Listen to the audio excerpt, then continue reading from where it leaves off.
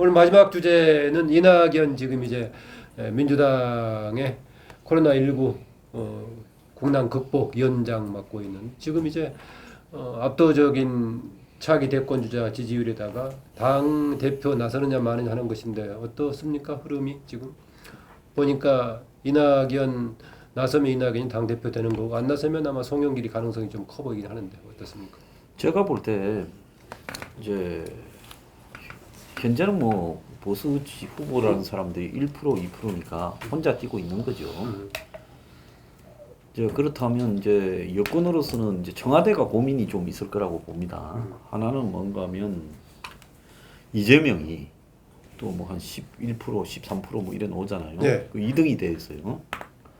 이재명은 아직도 싫어하죠. 솔직히 말하면 재판에서 어찌 될지도 잘 모르고 이재명에 대한 거부감은 굉장히 강하다고 보고 있어요. 그거는 뭐 그 친문들이 지금 댓글이나 이런 데서 이재명한테 보이는 입장을 보면 아직도 적대감이 어마어마하거든요. 그러니까 이규민이까지 욕을 먹고 있더만요. 그리고 이제 청와대가 이낙연을 어떻게 생각하는가에 대해서는 제가 볼 때는 좀 이렇게 미스테리라고 봅니다. 하나는 흔쾌하게 이낙연을 힘을 실어주는 것 같은 분위기는 안 보인다. 이렇게 보여요. 그러니까 뭐 가능성이 하나고 호남의 지지를 끌어오니까 이번에도 호남에서 뭐 압도적으로 밀어줬지만은 그런 부분에서는 이낙연을 이렇게 두고는 가는데 그렇다고 청와대가 이낙연을 갖다가 힘을 실어줘서 이낙연 후보로 가냐 하는 부분에서는 또 사실은 뭐 후보도 자기가 중요한 문제지만은 현 청와대 입장에서는 정권을 재창출하느냐 하는 이 문제가 굉장히 중요한 문제겠죠. 그러면 호남 후보로서 이제 정권을 재창출해 가는 게 맞냐, 아니면 뭐 이 호남이 밀고 영남 이 후보로 갔던 구도를 반복하는 게 맞냐, 이 고민들이 있을 거라고 봐요. 청와대에서요. 친문 핵심들 사이에. 그런 부분에서 이낙연 부분에 대한 청와대의 결정은 상당하게 유보를 하고 앞으로 한 1년간 정도 유보될 가능성도 있다고 봅니다. 기다 아니다 말을 안 하면서 이렇게 보고 있는 거죠. 그러니까 이낙연은 계속 행보를 조심하고 가야 되는 청와대의 눈치를 보면서요. 이런 부분이 그러니까 비토하는 건 아닌데 긴장감이 형성되는 이런 부분들이 지속돼 갈 가능성이 있고 청와대가 아마 제가 볼 때 한 3, 4개월 지나면 다음 차기 대선을 어떻게 가야 될 건가, 아니면 또 개헌을 우선으로 시도할 건가 하는 부분에 대한 시각이 나올 거라고 봅니다. 지금까지는 총선을 이기는데 우선점이 모여 있어서 그런 부분들은 총선 이후에 보자라고 좀 미뤘던 것 같은데요. 그래서 청와대의 의도가 살짝 좀 피력되어야 이낙연 지금 후보의 또 방향이 정해지지 않겠나 이래 보는데 당 대표는 본인도 안 할 것 같아요. 왜냐하면 당 대표를 하게 되면 청와대를 자극하는 부분이 보여지니까 본인도 자극을 안 하려고 굉장히 피할 거라고 봅니다. 제가 볼 때는 이낙연 대세로 이른바 40%가 넘었으니까 대세론이라고 이름 붙일 수 있죠. 근데 이 대세론이 이제 이 앞으로의 전망에서 가지고 저는 긍정적인 부분과 부정적인 부분이 다 같이 있는데, 한편으로는 총리들이 상당히 대세론 가까이들 다들 갔지만 한 명도 당선된 적은 없었다라는 우리 또 이 최근 정치사에서 봐왔던 부분들 하나고, 그 다음에 DJ 이후에 호남 후보가 예를 들면 후보가 되고 정동영 후보는 후보가 됐었죠. 되고 당선된 경우가 없었다. 이 두 가지가 있는데 본인은 이번에 당대표 부분은 저는 나온다고 봅니다. 이게 왜 나온다고 보냐면은 이게 뭐 본인 입장에서야 다들 지적된 대로 뭐 이규호 의원도 그런 말을 했더라고요. 자기도 봤을 때 나가는 게 좋을 것 같다. 왜냐하면 호남 의원들은 뭐 전부 다 이낙연 대통령 만들기를 공개적으로 이야기하고 있으니까, 그 중에서 이규호 의원이 지난 총선에도 이긴 전남에서 유일한 의원이잖아요. 그래서 장관도 하고 그랬었는데 이 당내 세력이 없기 때문에 이거는 당대표가 돼야 당에서도 자기 정치 세력화를 이룰 수 있고, 그래야 안정적인 후보와 대선에서 이길 수 있다, 이런 논리를 이야기했는데, 그거는 본인들이 다 생각하는 봐야 것이고, 하나가 뭐냐면은 지금 분위기가 그런 방향으로 잡혀가는데, 이 현재 그 177석 자기 당만의 의석이 거기에서 정말 이 무섭고 두렵다고 이야기했는데, 이게 치열한 당권 경쟁으로 만약에 가버리면은 전당대회에서 이 어쨌든 경쟁이라는 것은 시합이기 때문에 자기 표도 올라가지만 상대 표도 내려가야 되기 때문에 치열한 전쟁이 벌어질 수밖에 없다. 그리고 그 부분들은 어떤 지금 코로나 국난 위기 극복 상황에서 압승한 어떤 여당의 모습으로 국민들이 볼 때 상당히 거부감이 있을 수도 있다. 그래서 당에서는 조금 지금 현재는 국난 극복에 여야가 없다고 이야기하는데 여당 내도 일치 단결해서 갈 필요가 있다. 이랬을 때 이 이낙연 전 총리의 어떤 당대표가 본인뿐만 아니라 당에서도 좀 요구되는 부분 아니냐. 이런 그 논리들이 지금 퍼지고 있어요. 이게. 민주당도 위원장 체제가 되겠네, 북한처럼. 네? 위원장 체제가 되겠어. 위원장이 아니고. 그래서 이해찬이 정확하게 전당대회 이 형식을 띄어야 된다. 그래서 당대표 출마하고 출마 안 할 사람은 알 수 없는 거고. 지금 이제 분리돼 있잖아요. 이 당대표와 최고위원이. 그래서 최고위원 선거는 전부 다 경쟁하는 거죠. 그걸 갖다 당의 분열로 보지는 않을 거니까. 그래서 그런 그런 그 분위기가 흐름이 지금 형성되고 있는데, 송영길 의원 같은 경우는 그 이낙연 그 전 총리하고는 이렇게 맞서 대립할 수는 없는 거죠. 그 친구도 기반이 그 호남이기 때문에 호남 전체가 지금 그런 분위기라면은 당권 대권 분리론 정도를 이야기할 수 있지 않을까 이렇게 싶은데, 그래서 민주당은 지금 자기들의 어떤 이해관계를 뛰어넘어서 코로나19 국난 극복의 차원에서 이번 전당대회도 당대표도 바라봐야 되는 거 아닌가. 그런 측면에서 이낙연 총리의 당대표가 저는 거의 좀 이 흐름을 타지 않나 이런 생각이 들고, 조금 전에 이야기한 대로 청와대에서 어떤 1년 정도는 견제, 저는 당연하다고 보여지고요. 이게 거기에 대항 후보를 갖다가, 대항할 수 있는 후보를 갖다가 만들어내는 거는 지금까지 우리 역사에서 보면 청와대가 다 만들어내고 왔죠. 그 친구가 통하냐 안 통하냐는 그 두 번째 문제인데, 근데 그것이 1년 전에 안 된다 했을 때는 이명박도 박근혜를 인정하고, 대선 1년 반 전에 그 직전 8월 달에 서로 합의를 하고 그랬지 않습니까? 이렇게 성공한 대통령과 정권 재창출을. 그래서 저는 마찬가지로 최종적인 거는 그때 1년 전에 할 수밖에 없는 거고, 그 전에는 예를 들면 김경수의 어떤 또 재판 결과 이런 등등의 여러 가지, 또 임종석의 어떤 이번에 아마 그 수사에서 기스가 나지 않는다면은 임종석도 또 다른 자기 역할을 하려고 생각을 할 수 있는 거고, 그래서 1년간 그 청와대의 모색은 계속될 수밖에 없다. 예. 그런데 그런 가운데에서 이낙연 총리는 저는 한편으로 보면은 이 사람이 열린민주당 있을 때 민주당의 잔류파였다는 거. 나는 이 점이 상당히 나중에 가면 갈수록 부각될 것이라고 봐요. 그래서 그런 부분에서 본인이 그때 개혁적 진보주의라 그랬는가? 하여튼 자기가 그런 이야기를 했는데, 상당히 자기의 그 개혁 노선에 대해서 아마 지금 이 이후의 과정에서 자기 주된 메시지로 국민통합과 또 미래창출 이런 부분을 가지 않을까. 예.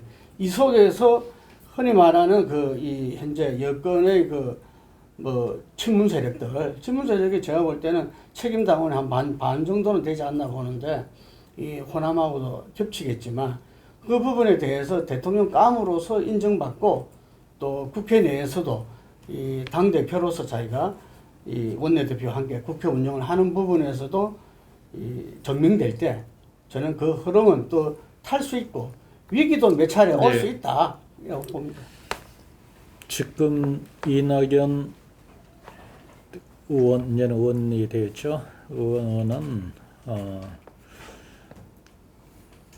잘 봐야 될 게, 역대 차기 대권 주자로서 이낙연 전 총리 현 의원만큼 나온 사람이 없습니다.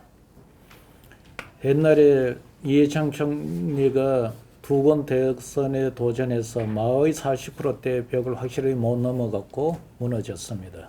근데 그때는 여론조사가 여 후보 다수, 야 후보, 여야 후보 전체가 나온 여론조사가 아니고 가상대기, 그야말로 1대1 또는 3대1, 3명이 붙는 이 여론조사에서 확실히 이기지를 못했던 겁니다.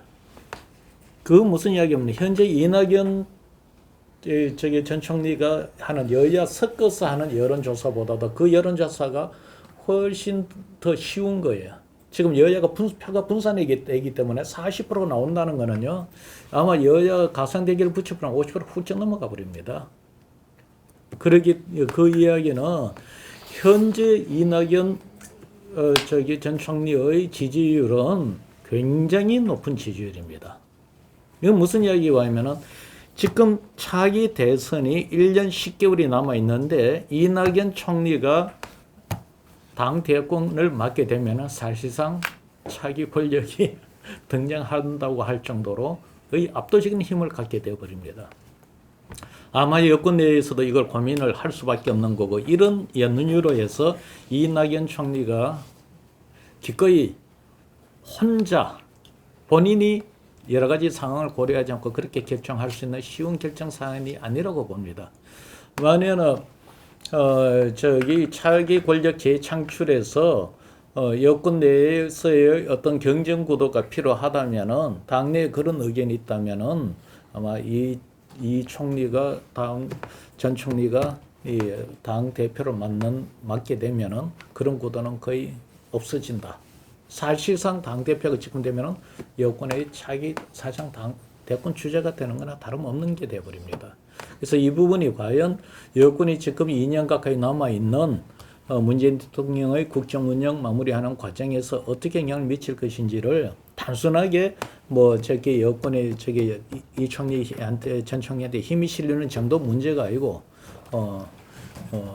사실상 차기 권력의 이중 권력 구도에서 국정을 운영하게 되는 큰 부담입니다. 그것이 힘을 실어주는 역할이 있을 때이기도 하지만 때에 따라서는 힘의 분산이 될 수도 있는 문제가 되기 때문에 이거는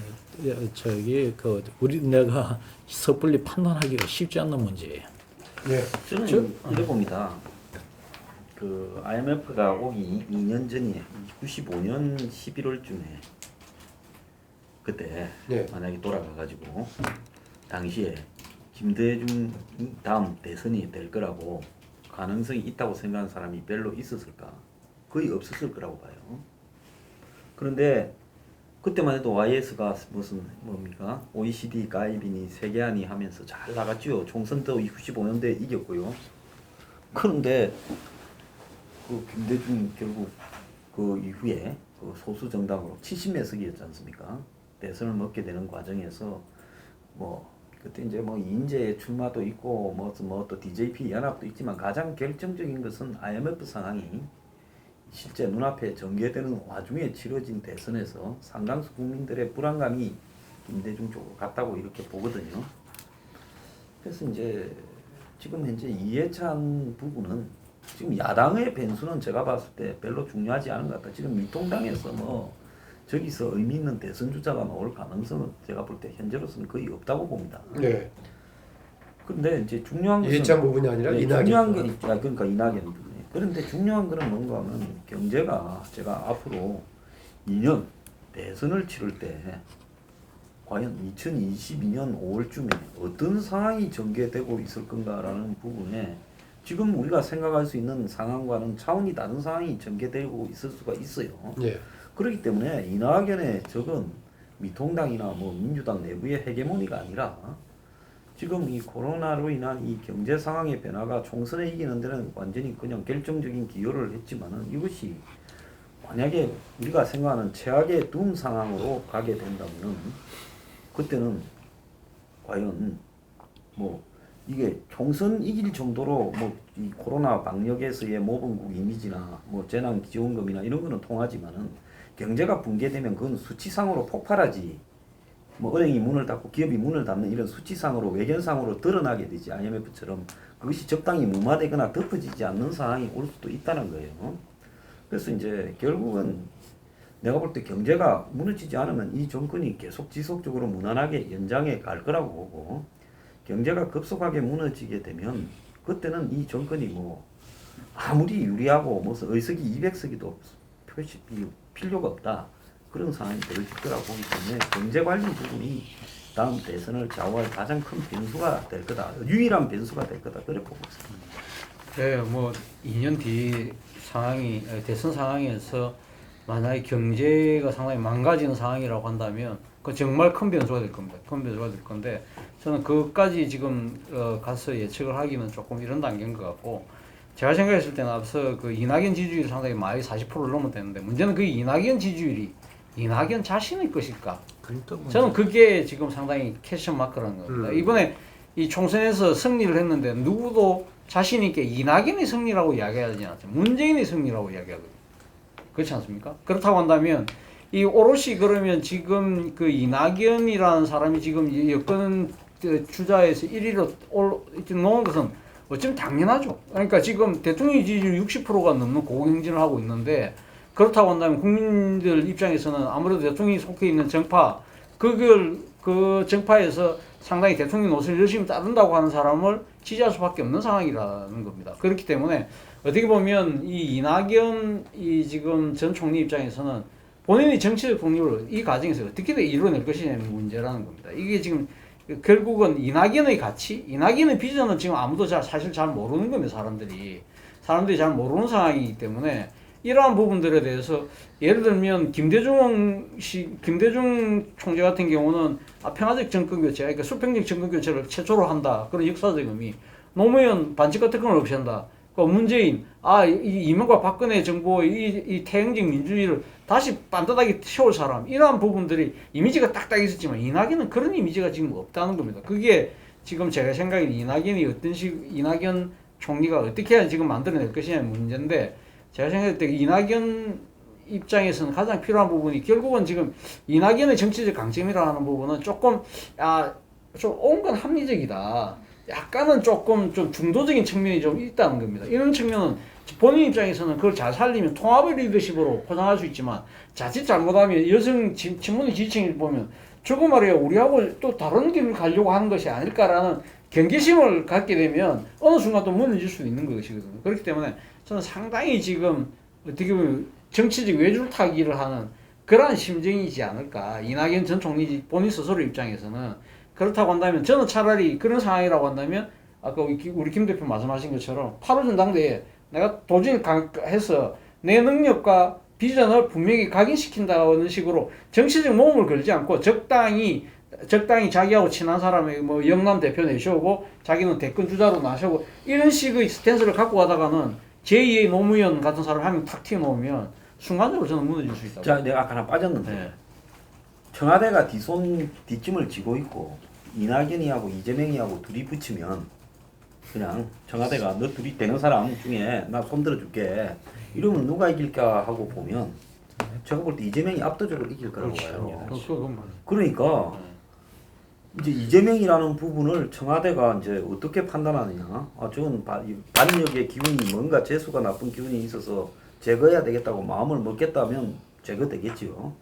그렇지만 청와대가 어떤 형태로든 저게 그런 어떤 대중적인 선동 파워가 그래도 현재 남아있는 여권의 대선 주자 중에는 제일 강하니까 우리는 둘 중에서 싸워서 이기는 사람을 만약에 택하겠다고 마음을 먹고 둘이 붙이면 내가 볼 땐 그건 게임도 안 될 거라고 봐요. 이재명이가 압도적으로 초반에 이겨버릴 거라고 봐요. 근데 홍 소장도 그렇게 보세요? 저도 그렇게 보면 만에 하나 둘이서 붙으라 하면은 내가 볼 때는 이재명이 훨씬 셉니다. 그러니까 왜냐하면 이재명은 확실한 지지적 팬덤이 있어요. 이낙연의 변수에는 이재명을 제거해주는 청와대의 역할까지 포함되어야 돼. 이게 아니 근데 제가 볼 때 지금 만약에 대선이 벌어진다면 이낙연이가 DJ가 노무현이 받은 표 정도 90% 이상을 받는다고 봐요.